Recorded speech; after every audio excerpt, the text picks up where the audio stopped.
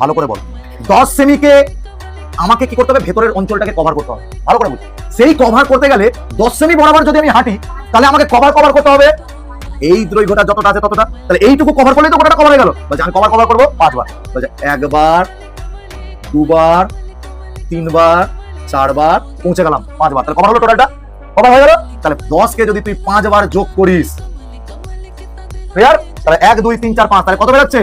50। যেহেতু এটা semi square বর্গ হয়, তাই জন্য কি হয়? Semi square. 50 semi square. তাহলে আমাদের ক্ষেত্রফল বেরিয়ে গেল। এবার দেখ, আমি বলছি আমার ইচ্ছা করছে না 10 সেমি থেকে হাঁটার, আমি 5 সেমি থেকে হাঁটবো। তাহলে 5 সেমি থেকে ক্লিয়ার হয়েছে।